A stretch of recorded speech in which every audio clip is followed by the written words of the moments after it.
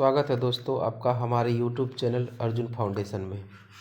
दोस्तों आज की यह वीडियो उन सभी स्टूडेंट के लिए खास होने वाली है जो NTPC या ग्रुप डी की तैयारी कर रहे हैं।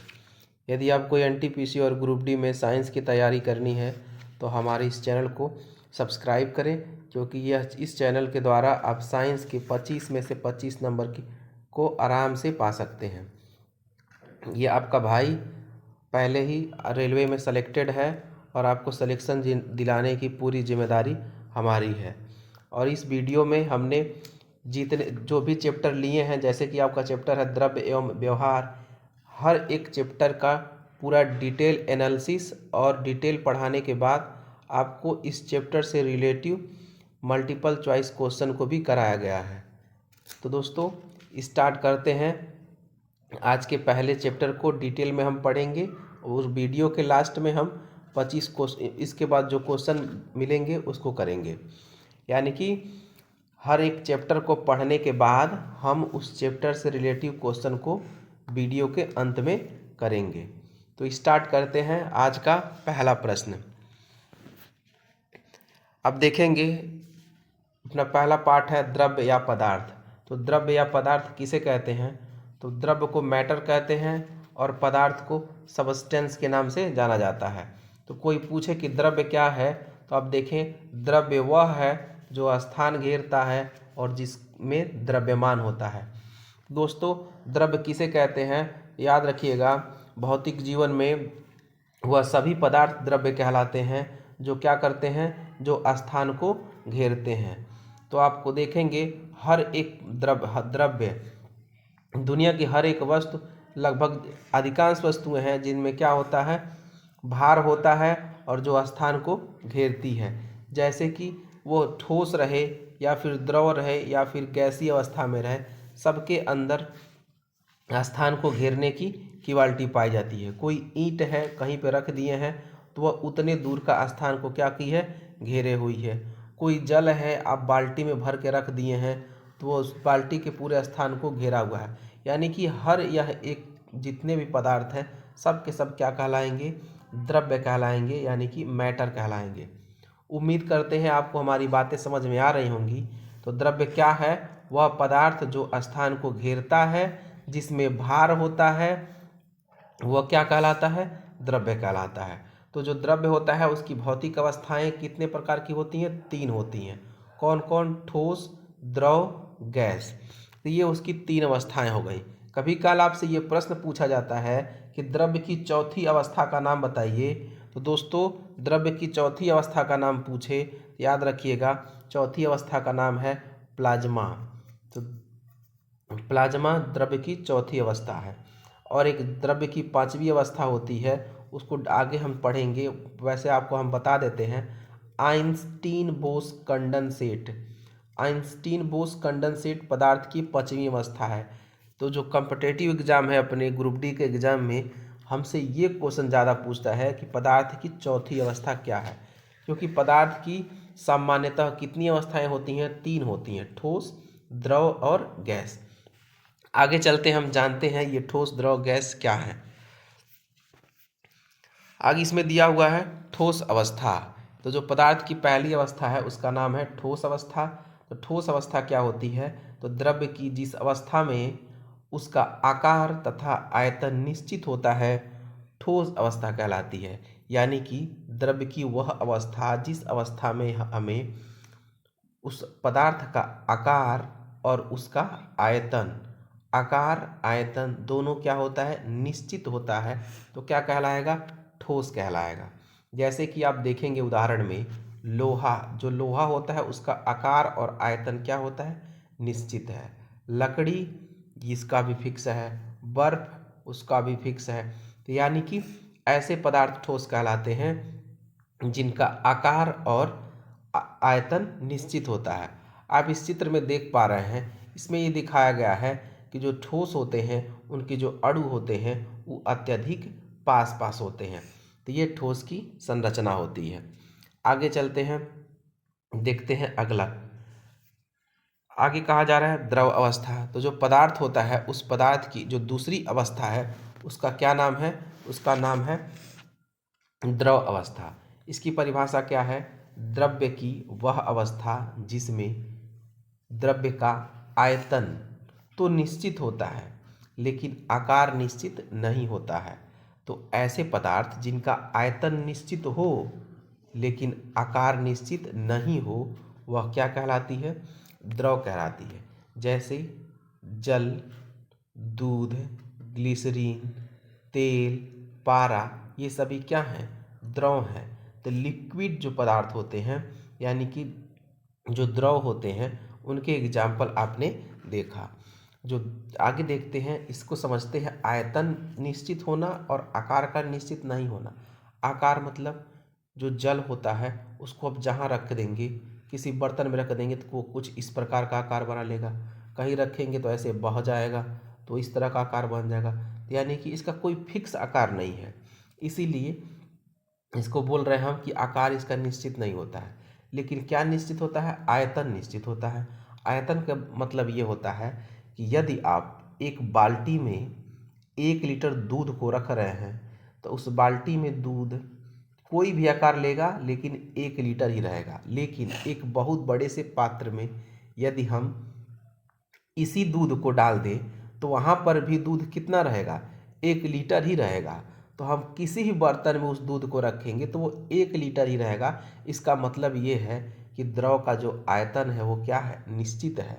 कहीं पर भी हम रख रहे हैं उतना ही रह रहा है, इसको बोलते हैं वॉल्यूम या आयतन। लेकिन क्या उसका बदल जा रहा है? आकार बदल जाएगा। जिस पात्र में रखेंगे उस पात्र का ये आकार ले लेगा। इसीलिए कहा जाता है कि जो द्रव अवस्था होती है उसमें आकार निश्चित नहीं होता है। मेरे भाइयों, हमको लग रहा होगा कि आपको चीज़ें समझ में आ रही होंगी। यदि कुछ भी चीज़ें समझ में नहीं आती हैं, आप वीडियो के कमेंट बॉक्स में ज़रूर बताइएगा, क्योंकि आप जब नहीं बताएंगे तो जो अपना टारगेट है 25 में से 25 नंबर लाने का, वो पूरा नहीं हो पाएगा। इसलिए कोई डाउट ना रहना चाहिए मेरे पढ़ाने में और आपके पढ़ने में। आगे चलते हैं, हम देखते हैं पदार्थ की तीसरी अवस्था को।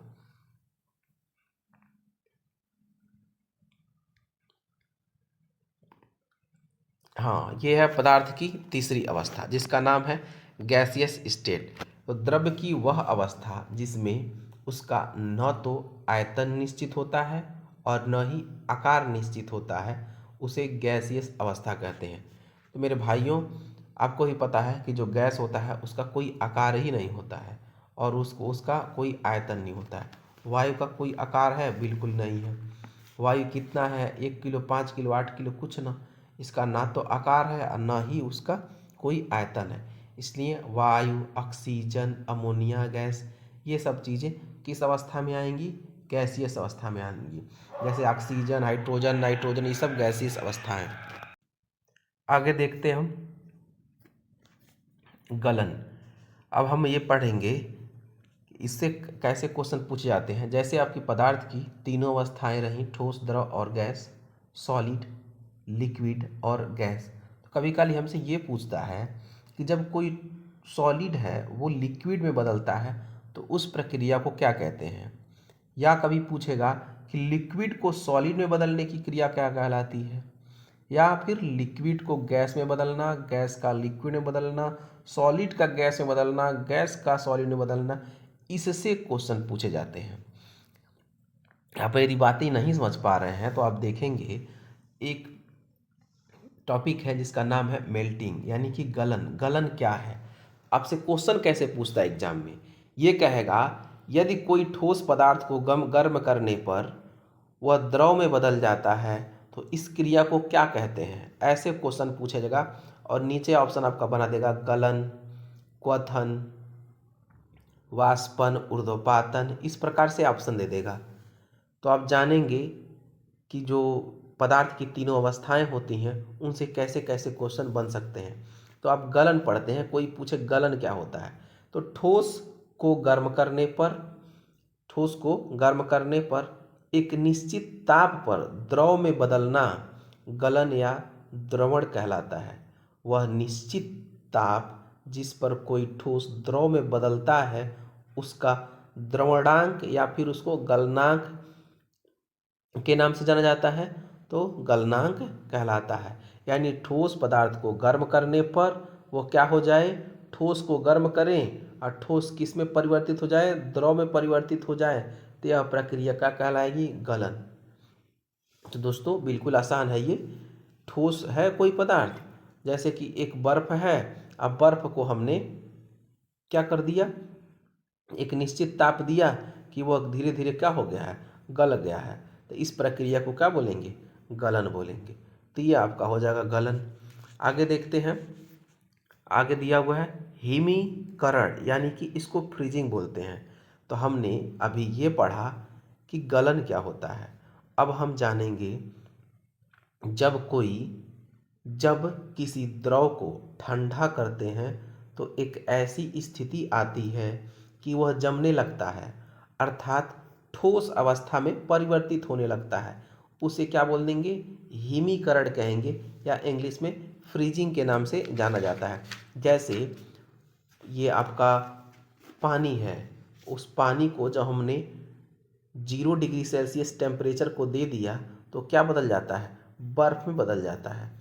तो यानी द्रव का ठोस में बदलना क्या कहलाता है, हिमीकरण कहलाता है, या फिर उसको फ्रीजिंग बोलते हैं।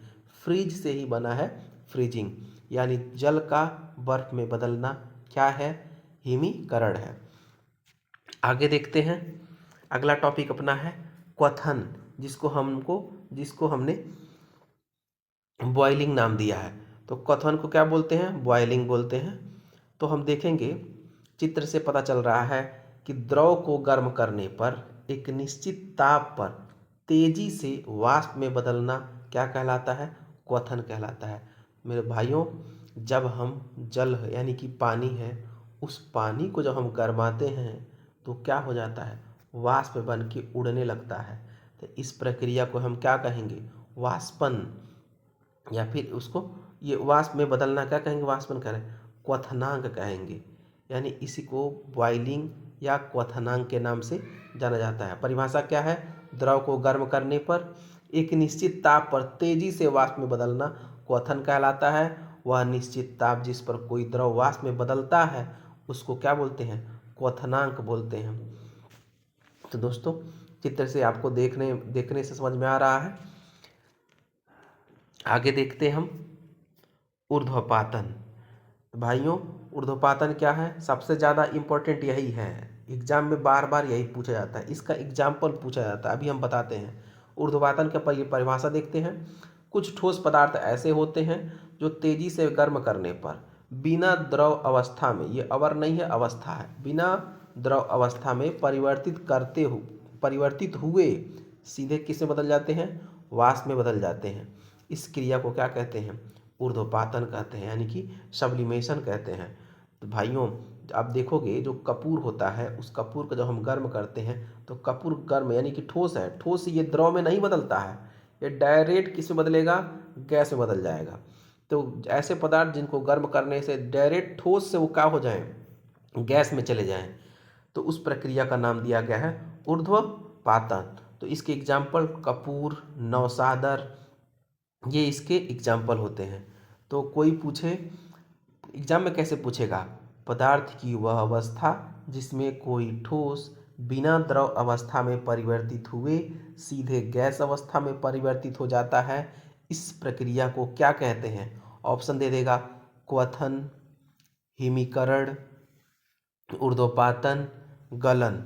तो इस प्रकार से हम उस पर को ट्रिक कर लेंगे कि ऊर्ध्वपातन कहलाता है। तो आगे ध्यान से इनको, यदि आपके ये समझ में नहीं आ रहा है तो 1 से 2 बार वीडियो को देखिएगा। 2 बार वीडियो देखने के बाद हम अपने इस वीडियो के कमेंट बॉक्स में या फिर डिस्क्रिप्शन में ये टेलीग्राम का लिंक दे दिए हैं, उस टेलीग्राम के लिंक पर जाके आप टेलीग्राम ज्वाइन करेंगे। वहाँ पे जो जितनी भी वीडियो पढ़ाई जाती हैं यूट्यूब चैनल पे, वो सभी PDF आपको टेलीग्राम पे मिल जाएंगी। आगे देखते हैं हम, नेक्स्ट टॉपिक है संघनन, यानी कि कंडेंसेशन। दोस्तों ये क्या होता है संघनन, उसको देखते हैं। किसी पदार्थ की वाष्प को ठंडा करने पर वे द्रव रूप में परिवर्तित हो जाता है, इस प्रक्रिया को संघनन कहते हैं। तो यदि कोई पदार्थ है उसकी वाष्प को हम क्या कर रहे हैं, ठंडा कर रहे हैं, तो द्रव अवस्था में परिवर्तित हो जाता है। इस क्रिया को क्या बोलेंगे? संघनन। इसका दैनिक जीवन में बहुत अच्छा यूज है दोस्तों। जब हम एक रोटी को बनाते हैं, रोटी बनाने के बाद जब रोटी को किसी पात्र में ढक दिया जाता है और उस रख के ढक दिया जाता है, तो आप देखेंगे कुछ समय के पश्चात जब टेम्परेचर लो होता है, तो हम जब उस थाली या को हटाते हैं तो वहाँ से आपको देखने के लिए मिलता है कि द्रव की छोटी छोटी बूंदें उसके ऊपर क्या हो जाती हैं? आ जाती हैं। थाली के ऊपर द्रव की छोटी छोटी बूंदें आ जाती हैं। इस प्रक्रिया को हम क्या बोलते हैं? संघनन या कंडेंसेशन बोलते हैं। आगे देखते हैं हम वाष्पीकरण। वाष्पीकरण क्या होता है? क्वथनांक से कम तापमान पर द्रव के वाष्प में परिवर्तित होने की प्रक्रिया को क्या बोलते हैं? वाष्पीकरण बोलते हैं। यानी कि द्रव का किस में बदल जाना? वाष्प के रूप में बदलना क्या कहलाता है? वाष्पीकरण कहलाता है। देखेंगे आप, सूर्य का प्रकाश द्रव की सतह पे पड़ रहा है, तो द्रव की सतह से क्या हुआ है? जल ऊपर उड़ते हुए जा रहा है। तो इस प्रकार ये चित्र में दिखाया गया है। इसी प्रक्रिया को क्या बोलते हैं? वाष्पीकरण कहते हैं। हमने हर एक क्वेश्चन के साथ एक चित्र को लिया है जिससे आपको समझने में परेशानियां न हो। आगे देखते हैं। अब इतनी चीज़ों को पढ़ने के बाद हम आज क्वेश्चन को करते हैं और आपके साथ बताइएगा किसका आंसर क्या होगा, और इन क्वेश्चनों को तैयार कर लीजिएगा तो अपना जो पहला चैप्टर है वो बिल्कुल तैयार हो जाएगा। तो दोस्तों, आज का पहला प्रश्न देखते हैं। बहना तरल पदार्थों का एक विशेष गुण होता है। निम्नलिखित में से कौन कथन सत्य है? पहला ऑप्शन दे रहा है केवल गैसें तरल पदार्थों की भांति व्यवहार करती हैं। दूसरा ऑप्शन है गैस और ठोस तरल पदार्थों की भांति व्यवहार करते हैं। तीसरा है गैस और द्रव तरल पदार्थों की भांति व्यवहार करते हैं। और चौथा ऑप्शन है केवल द्रव तरल पदार्थ की तरह व्यवहार करता है। तो दोस्तों याद रहे, तरल पदार्थ में गैस और द्रव दोनों तरल पदार्थों की भांति व्यवहार करते हैं। ऑप्शन नंबर सी इसका राइट आंसर होगा। नेक्स्ट क्वेश्चन देखते हैं। क्वेश्चन नंबर अपना दूसरा है, मिट्टी के पात्र में रखा हुआ पानी गर्मी के मौसम में जिस घटना के कारण ठंडा हो जाता है, दोस्तों पानी क्या हो रहा है? ठंडा हो रहा है। अब देखेंगे जो गर्मियों का मौसम होता है उसमें कई लोग मिट्टी के बर्तन में पानियों को रखते हैं जिससे पानी ठंडा रहता है। किस प्रक्रिया के कारण होता है? तो ऑप्शन नंबर डी है, वाष्पीकरण के द्वारा होता है। नेक्स्ट प्रश्न को देखते हैं। अगला प्रश्न अपना है, निम्नलिखित में से कौन सी दशा में वाष्पीकरण की दर बढ़ जाती है? दोस्तों कौन सी दशा में वाष्पीकरण की दर बढ़ जाती है? आपको पता है पानी वाष्प के रूप में कब ज़्यादा उड़ेगा? जब पानी का तापमान क्या हो जाएगा? बढ़ जाएगा। पानी का तापमान जब बढ़ेगा तो वो वाष्प के रूप में तेजी से उड़ेगा। नेक्स्ट क्वेश्चन देखेंगे। क्वेश्चन नंबर चौथा है, निम्नलिखित में से द्रव्य नहीं है। इसमें हमको बताना है कौन द्रव्य नहीं है। तो द्रव्य किसे कहते हैं? जिसका आकार होता है, जिसका जो स्थान घेरता है, जिसमें भार होता है। तो कांच तो भाई आकार है, यह स्थान को घेरता है। लकड़ी भी स्थान को घेरता है, वायु भी स्थान को घेरता है, लेकिन प्रकाश स्थान को घेरता है। इसमें भार होता है दोस्तों? इसमें भार नहीं होता है। इसलिए कौन द्रव्य नहीं होगा? तो ऑप्शन नंबर डी द्रव्य नहीं होगा। इसका राइट आंसर क्या हो जाएगा? प्रकाश। नेक्स्ट क्वेश्चन, क्वेश्चन नंबर 5 है, द्रव्य की वह अवस्था, गैस द्रव्य की वह अवस्था है। तो जो गैस है द्रव की कैसी अवस्था है? इसका क्या होता है? इसमें आपको हमने बताया था, इसमें उसका आयतन और आकार दोनों निश्चित नहीं होता है। यानी कि दोनों क्या होता है? अनिश्चित होता है। इसका राइट आंसर क्या हो जाएगा? पांचवा का, कि आयतन एवं आकार दोनों अनिश्चित होते हैं। यानी कि ऑप्शन नंबर सी इसका राइट आंसर हो जाएगा। नेक्स्ट क्वेश्चन अपना क्वेश्चन नंबर 6 रहेगा, किसी पदार्थ में अणुओं के बीच का आकर्षण होता है। तो किसी पदार्थ में अणुओं के बीच का आकर्षण होता है। तो ठोस अवस्था में सबसे कम, दूसरा ऑप्शन है द्रव अवस्था में सबसे कम, तीसरा ऑप्शन है गैस अवस्था में सबसे अधिक, चौथा है ठोस अवस्था में सबसे अधिक। किसमें आकर्षण, किसके अणुओं के बीच आकर्षण होता है? तो ठोस अवस्था में सबसे अधिक होता है। आप कहेंगे सर क्यों ठोस अवस्था में सबसे अधिक होता है? क्योंकि हमने जाना था कि जो ठोस होता है उसके अणु जो होते हैं वो अत्यधिक क्या होते हैं? पास पास होते हैं। द्रव में उससे थोड़ा दूर दूर होते हैं और गैस में अत्यधिक दूर दूर होते हैं। नेक्स्ट क्वेश्चन रहेगा अपना क्वेश्चन नंबर 7। जिस ताप पर द्रव का वाष्प दाब वायुमंडलीय दाब के बराबर हो उस ताप को क्या कहा जाता है? यानी कि जिस ताप पर द्रव का वाष्प दाब वायुमंडलीय दाब के बराबर हो जाता है तो उस ताप को क्या कहते हैं? पहला ऑप्शन हिमांक, दूसरा ऑप्शन क्वथनांक, तीसरा ऑप्शन गलनांक और चौथा ऑप्शन है क्रांतिक ताप। तो दोस्तों इसका राइट आंसर क्या हो जाएगा? इसका राइट आंसर जो होगा ऑप्शन नंबर बी हो जाएगा, यानी कि क्वथनांक कहलाता है। नेक्स्ट प्रश्न रहेगा अपना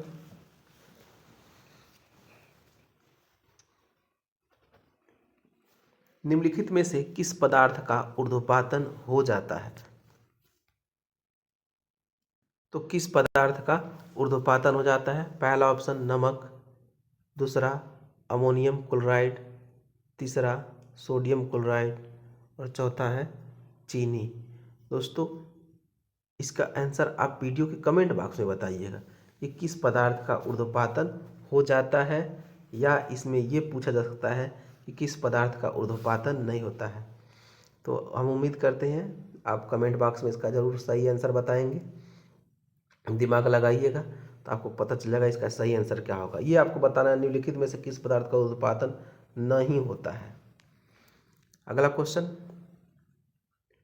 निम्नलिखित में सही संबंध है, बताना है हमको कि इसमें सही संबंध कौन है। पहला ऑप्शन है वाष्पीकरण के बराबर वाष्पन प्लस संघनन, दूसरा ऑप्शन वाष्पीकरण के बराबर है क्वथन प्लस संघनन मिलके वाष्पीकरण बनते हैं, तीसरा है क्वथन प्लस संघनन मिलके आसवन के बराबर होता है और चौथा आसवन बराबर गलन क्वथन। दोस्तों इसका right answer option number C होगा, आसवन बराबर हो क्या होता है? क्वथन और संघनन। नेक्स्ट प्रश्न अपना रहेगा प्रश्न संख्या 10। अंतराणुक आकर्षण बल नगण्य होता है। तो अंतराणुक आकर्षण बल किस में नगण्य होता है? इसका राइट आंसर क्या हो जाएगा? इसका राइट आंसर हो जाएगा ऑप्शन नंबर सी, यानी कि गैस में। नेक्स्ट क्वेश्चन देखते हैं। कुछ पदार्थों को उनके कणों के मध्य अंतराणुक आकर्षण बलों के बढ़ते हुए क्रम में व्यवस्थित किया गया है। निम्न में से कौन सा क्रम सही व्यवस्था को निरूपित करता है? पहला ऑप्शन ऑक्सीजन जल चीनी, दूसरा ऑप्शन वायु चीनी तेल, तीसरा ऑप्शन नमक जल वायु और चौथा ऑप्शन है जल वायु और पवन। इसका राइट आंसर क्या हो जाएगा? इसका राइट आंसर हो जाएगा पहला ऑप्शन ऑक्सीजन जल और चीनी। नेक्स्ट क्वेश्चन, क्वेश्चन नंबर 12 देखेंगे। अंतराणुक आकर्षण बल प्रबल होता है, किसमें होता है? तो इसको तो आप बिल्कुल आसानी से जवाब दे देंगे, पहला ऑप्शन ठोस में होता है। नेक्स्ट क्वेश्चन, आकृति तथा आयतन दोनों निश्चित होता है। दोस्तों बताइएगा आकृति तथा आयतन दोनों निश्चित किस में होता है? इसका सही आंसर क्या हो जाएगा? इसका जो सही आंसर हो जाएगा वो हो जाएगा ऑप्शन नंबर ए, यानी लकड़ी के गुटके में, क्योंकि लकड़ी का गुटका क्या है? सॉलिड है, यानी कि ठोस है। तो नेक्स्ट क्वेश्चन है दोस्तों 14 नंबर का क्वेश्चन है, अंतराणुक स्थान अधिक होता है। तो अंतराणुक स्थान किस में अधिक होता है? पहला ऑप्शन ठोस में, दूसरा ऑप्शन ठोस तथा गैस, तीसरा ऑप्शन द्रव और चौथा ऑप्शन है गैस। तो किस में अधिक होता है अंतराणुक स्थान? दोस्तों किस में अधिक होता है? गैस में होता है। गैस के बाद किस में होता है? लिक्विड में होता है, यानी कि द्रव में होता है। और सबसे कम अंतराणुक स्थान किस में होता है? तो वो है ठोस। नेक्स्ट क्वेश्चन देखते हैं। क्वेश्चन नंबर 15 अपना रहेगा, स्थान घेरता है। तो स्थान कौन घेरता है? पहला ऑप्शन ठोस, दूसरा ऑप्शन द्रव, तीसरा ऑप्शन गैस और चौथा है तीनों, ठोस द्रव गैस। तो स्थान कौन घेरेगा? तो ठोस द्रव गैस तीनों स्थान घेरते हैं, यानी कि द्रव की वह अवस्था जो स्थान घेरती है वो क्या कहलाती है? पदार्थ कहलाती है। तो द्रव्य की वह अवस्था जो स्थान को घेरता है, जिसमें भार होता है, वो सब के सब द्रव्य कहलाएंगे। नेक्स्ट क्वेश्चन रहेगा अपना 15 के बाद 16 नंबर का, निम्न में से किसका तापमान निश्चित होता है? किसका आयतन, वैल्यूम बताना है, किसका आयतन निश्चित होता है? जल और बर्फ पहला ऑप्शन, दूसरा ऑप्शन जल, तीसरा ऑप्शन जल वाष्प और चौथा ऑप्शन है बर्फ। इसमें हमको बताना है कि किसका आयतन निश्चित नहीं होता है। तो जल वाष्प का आयतन निश्चित नहीं होता है, बाकी सबके आयतन निश्चित होते हैं। नेक्स्ट क्वेश्चन, क्वेश्चन नंबर 17 रहेगा, निम्न में से सही कथन का चयन कीजिए। दोस्तों इसमें आपको सही कथन का चयन करना है। क्या इसमें सही स्टेटमेंट है? पहला स्टेटमेंट आप देखेंगे, वाष्प का द्रव अवस्था में परिवर्तित हुए बिना ठोस अवस्था में रूपांतरित हो जाना जमना कहलाता है।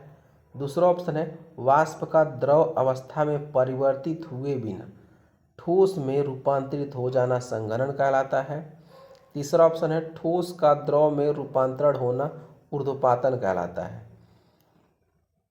नेक्स्ट है, ठोस का बिना द्रव में बदले सीधे गैस में बदल जाना ऊर्ध्वपातन कहलाता है।